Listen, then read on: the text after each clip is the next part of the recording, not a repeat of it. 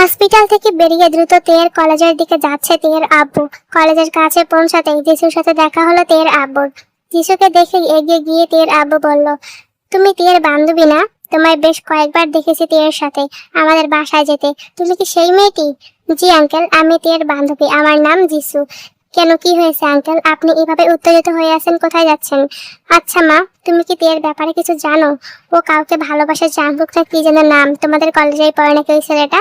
ওই ছেলেটার সাথে নাকি তের সম্পর্ক আছে। তুমি কি এই ব্যাপারে আমাকে কিছু বলতে পারো? তের আব্বুর কথা শুনে কিছুটা ঘাবড়ে গেল যিশু। তারপর নিজেকে সামলে নিয়ে বলল, আপনি এত উত্তেজিত হয়ে আছেন কেন? আপনি আমাকে বলুন কি সমস্যা। আর আপনি জাঙ্কুক ভাইয়াকে কেন খুঁজছেন? জাঙ্কুক ভাইয়া মানে? তুমি কি ওই ছেলেটাকে চেনো নাকি? তোমার নাম যিশু তাই না? আর ওই ছেলেটার নাম চাঙ্কুক। তার মানে তোমরা দুজন কি ভাই বোন নাকি? তুমি কি ওই চাঙ্কুকের বোন? সত্যি করে বলো যিশু, আমার কাছে কোনো কিছুই লুকাইও না। আমার তের অনেক বড় বিপদ, ও মারা যাবে এখনই কিছু না করতে পারলে। তুমি তাড়াতাড়ি বলো, সবকিছু বলো আমায়, কি হয়েছে তোমাদের মাঝে। তের আব্বুর কথা শুনে কিছুক্ষণ চুপ থেকে যিশু কিছু একটা ভাবলো। তারপর জাঙ্কুক আর তের ব্যাপারে একে একে সবকিছু খুলে বললো তের আব্বুকে। শুধু লুকিয়ে গেল জাঙ্কুক আর ওদের দুজনই ভ্যাম্পায়ার, এই কথাটা লুকিয়ে গেল যিশু। যিশুর কথা শুনে তের আব্বু বলল, তুমি এখনই তোমার ভাইয়াকে স্মরণ করো আর এখানে আমার সামনে আসতে বলো। খুব দরকার আছে আমার তোমাদের সাথে।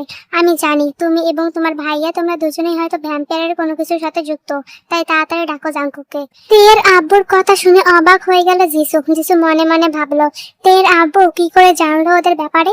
তারপর নিজের ভাবনাটাকে সরিয়ে রেখে জাঙ্কুককে চোখ বন্ধ করে স্মরণ করলো যিশু। কিছুক্ষণের মধ্যে জাঙ্কুক এসে উপস্থিত হলো ওদের সামনে। জাঙ্কুককে সামনে দেখে পা থেকে মাথা পর্যন্ত খুঁটিয়ে খুঁটিয়ে দেখলো তের আব্বু। তারপর জাঙ্কুককে উদ্দেশ্য করে বলল, আমি জানি তুমি একজন ভ্যাম্পায়ার, কারণ ভ্যাম্পায়ারদের সম্পর্কে বেশ ভালো করেই জানি আমি। কিন্তু তুমি কি জানো ভালোবাসার নামে তুমি আমার মেয়েটার কত বড় ক্ষতি করছো? তের আব্বুর কথা শুনে কিছু বুঝতে পারছে না জাঙ্কুক। তখন জাঙ্কুককে সবকিছু বুঝিয়ে বলল যিশু। সবকিছু শোনার পর মাথা নিচু করে দাঁড়িয়ে রইল জাঙ্কুক। জাঙ্কুককে চুপ করে দাঁড়িয়ে থাকতে দেখে তের আব্বু বলতে শুরু করলো, যে অভিশাপের ভয়ে আমি নিজের সন্তানকে নিজের হাতে জঙ্গলের মধ্যে ছুঁড়ে ফেলে দিয়ে এসেছি, সেই অভিশাপ কিভাবে আমার মেয়ের উপরে উঠে গেল এটা আমি কি করে মানতে পারি, তুমি বলতে পারো? আমি জানি তোমরা দুজনেই ভ্যাম্পায়ার। আর তুমি কি জানো তুমি ভ্যাম্পায়ার হয়ে একজন মানুষকে বিয়ে করে ওর কত বড় ক্ষতি করেছো? আমার মেয়েটা তোমার সন্তানের মা হতে চলেছে। যে সন্তান একটা ভ্যাম্পায়ারের সন্তান, যে সন্তান তার নিজের মাকে ভেতর থেকে রক্ত চুষে নিয়ে মেরে ফেলার চেষ্টা করছে, ওই সন্তান যদি ভূমিষ্ঠ হয় তাহলে আমার মেয়ে মারা যাবে। ওর শরীরের সব রক্ত খেয়ে ফেলবে তোমার ওই ভ্যাম্পায়ার সন্তান। এক নিঃশ্বাসে এতটুকু বলে থামলো তের আব্বু। তের আব্বুর কথা শুনে জাঙ্কুক ও যিশু দুজনেই অবাক হয়ে বলল, আপনি কি বলছেন আঙ্কেল? তে প্রেগনেন্ট? হ্যাঁ, তে প্রেগনেন্ট। তের পেটে 4 সপ্তাহের বাচ্চা। তবে এই বাচ্চা কোনো সাধারণ বাচ্চা নয়, এটা একজন ভ্যাম্পায়ারের বাচ্চা। আর ওই বাচ্চার কারণে আমার মেয়েটা ভিতর থেকে রক্তশূন্য হয়ে শেষ হয়ে যাচ্ছে। তের আব্বুর কথা শুনে কিছু অবাক হয়ে বলল, কিন্তু আপনি এত কিছু কি করে জানলেন আঙ্কেল? তে কি আপনাকে বলেছে আমরা দুজন যে সাধারণ মানুষ নই বরং ভ্যাম্পায়ার? আর আপনি ভয় পাচ্ছেন না কেন আমরা ভ্যাম্পায়ার এটা জেনেও? তে আমায় কিছুই বলেনি, কিন্তু আমি সব জানি। আজ থেকে 25 বছর আগে এইরকম একটা ভ্যাম্পায়ারের কারণে আমার সবকিছু শেষ হয়ে গিয়েছিল। নিজের দোষের কারণে, নিজের সবচেয়ে বড় ভুলের কারণে আমি আমার ভালোবাসাকে হারিয়েছিলাম। আমি চাই না আমার মেয়ের সাথে ওইরকম কিছু হোক। তের আব্বুর কথা শুনে চাঙ্কুক আর যিশু দুজনেই অবাক হয়ে একসাথে বলে উঠলো, কি এমন হয়েছিল আঙ্কেল 25 বছর আগে যার জন্য আপনি এতটা ঘাবড়ে আছেন? দীর্ঘ 25 বছর আগের কথা। আমার একজন প্রিয় বন্ধু ছিল যার নাম ছিল মিনহু। মিনহু ছিল একজন সায়েন্টিস্ট। ও সব সময় নতুন নতুন বিষয় নিয়ে গবেষণা করার চেষ্টা করত। ঠিক তেমনই ভাবে ও একবার ভ্যাম্পায়ারদের নিয়ে গবেষণা শুরু করে দেয়। এর মাঝে একজন ভ্যাম্পায়ারের সাথে ওর ভালো বন্ধুত্ব হয়ে যায়। ওই ভ্যাম্পায়ারটা ছিল একজন পিওর ভ্যাম্পায়ার। শুনেছি ওই ভ্যাম্পায়ার নাকি ভ্যাম্পায়ার রাজ্যের রাজা ছিল, কিন্তু সেই ভ্যাম্পায়ার রাজা এবং রানীর কোনো বাচ্চা কাচ্চা ছিল না। ওই সময় মিনহুর স্ত্রী ছিল 1 মাসের অন্তঃসত্ত্বা। তখন মিনহু সিদ্ধান্ত নেয় ও সেই ভ্যাম্পায়ার রাজার ডিএনএ নিয়ে নিজের স্ত্রীর গর্ভে বাচ্চার ভিতর পোষ করবে। আর সেই বাচ্চা হবে ভ্যাম্পায়ার রাজার সবচেয়ে শক্তিশালী ভ্যাম্পায়ার। সেই বাচ্চা হবে মানুষ এবং ভ্যাম্পায়ারের মিশ্রণে সৃষ্টিকৃত বাচ্চা। সেই ভ্যাম্পায়ার হবে সকল ভ্যাম্পায়ারের থেকে আলাদা। তার মধ্যে যেমন থাকবে মানুষের মতো আচরণ, তেমনি থাকবে ভ্যাম্পায়ারের মতো আচরণও। ওই ভ্যাম্পায়ার বাচ্চাটা দিনের বেলায় সূর্যের আলোতেও বের হতে পারবে, যেখানে অন্য সব ভ্যাম্পায়াররা বের হতে পারে না। মিনহুর কথা মতো সেদিন রাজি হয়ে যায় ভ্যাম্পায়ার রাজ্যের সেই রাজা। ভ্যাম্পায়ার রাজা ডিএনএ নিয়ে সেদিনই নিজের স্ত্রীর অজান্তে তার গর্ভের সন্তানের মাঝে পোষ করে সেই ডিএনএ স্যাম্পল।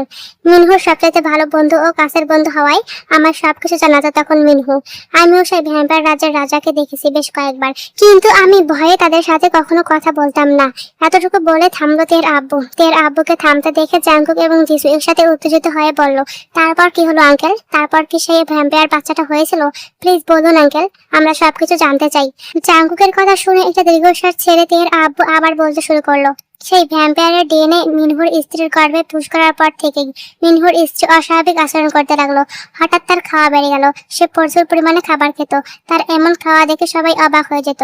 তখন মিনহু ভেবেছিল হয়তো তার স্ত্রীর পেটে ভ্যাম্পায়ারের বাচ্চা বলে সে এত খাচ্ছে, তাই প্রথমে গুরুত্ব দেয়নি ব্যাপারটা মিনহু।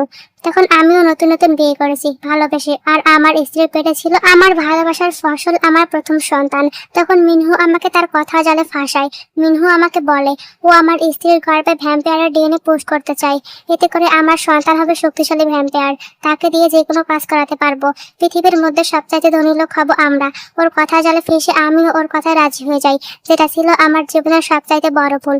তারপর আমার স্ত্রীর আড়ালে আমি আর মিনহু পরামর্শ করে চালাকি করে আমার স্ত্রীর গর্ভের বাচ্চার উপরে ভ্যাম্পায়ারের ডিএনএ স্যাম্পল পুশ করি, আর আমার স্ত্রীও সেই একইভাবে অস্বাভাবিক খাবার খাওয়া শুরু করে দেয় এবং ধীরে ধীরে আরো সুন্দরী এবং ফর্সা হতে থাকে। ওর এমন অদ্ভুত খাওয়া দাওয়া এবং আচরণে আমি অবাক হয়ে যাই। আমি তখন মিনহুকে জিজ্ঞেস করি আমার স্ত্রী কেন এমন করছে। তখন মিনহু আমায় বলে ভ্যাম্পায়ারের বাচ্চা পেটে থাকার কারণে সে এমন করছে, এটা নিয়ে ভয় পাওয়ার কোনো কিছুই নেই, ঠিক হয়ে যাবে। আমিও বোকার মতো সেদিনই মিনহুর কথাগুলো বিশ্বাস করে নেই। মিনহুর স্ত্রী অন্তঃসত্ত্বা হওয়ার 5 মাসের মাথায় তার প্রসব বেদনা শুরু হয়। তখন তাকে নেওয়া হয় হাসপাতালে। হাসপাতালে জোড়া বাচ্চা হয় তার, একজন ছেলে এবং একজন মেয়ে বাচ্চা।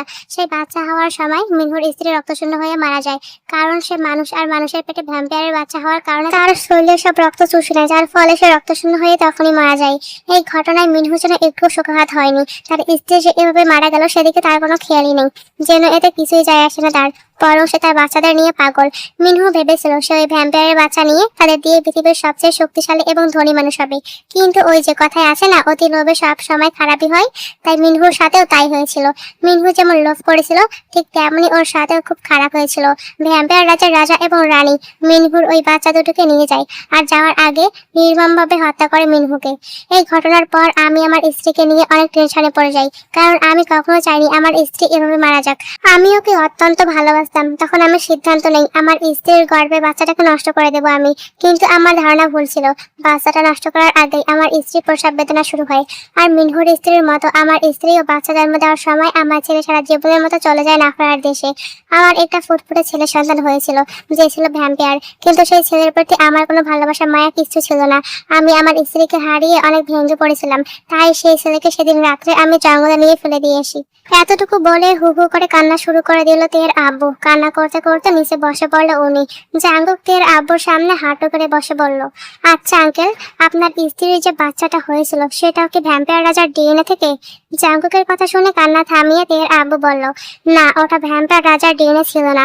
আমি মিনহুকে বলতে শুনেছি ওইটা ছিল ভ্যাম্পায়ার রাজার কোনো এক বন্ধু আরেক ভ্যাম্পায়ারের ডিএনএ। তের আব্বুর কথা শুনে তিসু বলল, তাহলে তে আপনার মেয়ে হলো কিভাবে আঙ্কেল? আপনি কি তাহলে আবার বিয়ে করেছিলেন? হ্যাঁ, আমার প্রথম ভালোবাসা আমার স্ত্রী। আমার ভুলে মারা যাওয়ার পর আমি 2 বছর প্রায় পাগল হয়ে গিয়েছিলাম। তারপরে আমার জীবনে আসে তের আম্মু, তাকে বিয়ে করি আমি, আর আমাদের একমাত্র মেয়ে তে ঘর আলো করে জন্ম নেয় আমার স্ত্রীর কোলে। অনেক সুখী ছিলাম আমরা, কিন্তু তোমরা ভ্যাম্পায়ার হয়ে আমার মেয়ের জীবনে অভিশাপ হয়ে এসে তার জীবনটাকে অভিশপ্ত করে ফেলেছো।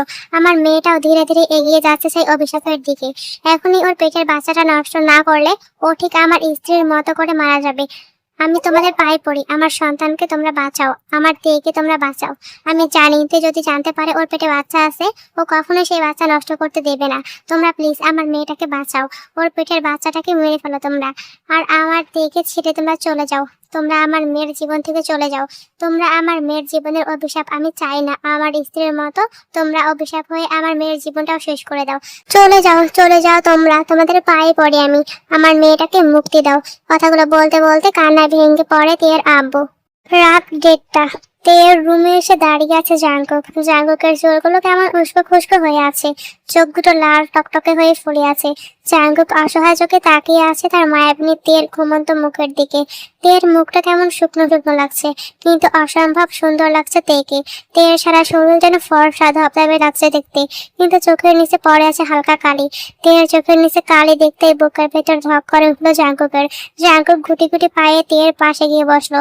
তারপর তের ঘুমন্ত মুখের দিকে কিছুক্ষণ তাকিয়ে থেকে তের মাথায় হাত বুলিয়ে বলল, আমাকে তুমি ক্ষমা করে দিও তে পাখি। আজ আমার জন্য তোমার জীবনের এই অবস্থা। আমি কখনোই চাইনি তোমার অবস্থা এমন হোক। আমি যদি আগে জানতাম যে আমার কারণে তুমি এতটা অসুস্থ এবং মৃত্যুর দিকে ধীরে ধীরে এগিয়ে যাবে, তাহলে কখনোই আমি তোমার জীবনে আসতাম না। আমাকে তুমি ক্ষমা করে দিও তে পাখি। কথাগুলো বলতে বলতে জাঙ্কুকের দু চোখ বেয়ে অশ্রুধারা ঝরতে লাগলো। জাঙ্কুকের চোখ থেকে পানি পড়লো তের মুখের উপর। মুখে পানি পড়তেই ঘুম ভেঙে গেল তের। তেকে জেগে উঠতে দেখে চোখের জল মুছে ফেললো জাঙ্কুক। তারপর মুখে হাসি ফুটিয়ে বলল, ঘুমিয়ে পড়ছো তে পাখি? আজকে আমার জন্য অপেক্ষা করনি?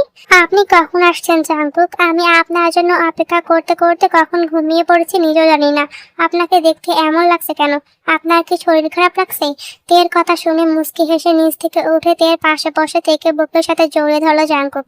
তারপর বলল, আমার কিছুই হয়নি জান, আমি ঠিক আছি। আমার কিছুই ভালো লাগছিল না, তোমাকে দেখছি এখন আমার ভালো লাগছে সবকিছু। আমার একটা কথার উত্তর দেবে তে পাখি? কি কথা বলুন? আমি যদি তোমার খুব প্রিয় কোনো জিনিস তোমার কাছ থেকে কেড়ে নেই আর আমি তোমার কাছ থেকে চিরদিনের মতো হারিয়ে যাই, তাহলে তুমি কি করবে? আপনি এসব আবল তাবল কি বলছেন জাঙ্কুক?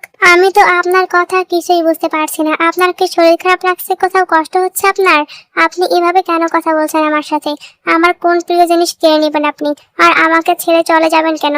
আপনি আমাকে ছেড়ে থাকতে পারবেন জাঙ্কুক? তের কথার উত্তরে জাঙ্কুক আর কিছু বলল না। তেকে নিজের বুকের সাথে শক্ত করে জড়িয়ে ধরে তেকে নিয়ে ভালোবাসার রাজ্যে ডুব দিল। রাত ৩টা। তে ঘুমিয়ে আছে বিঘরে আর জাঙ্কুক এক নজরে তাকিয়ে আছে তার তের দিকে। জাঙ্কুকের চোখ থেকে গড়িয়ে পড়ছে টপ টপ করে নোনা পানি।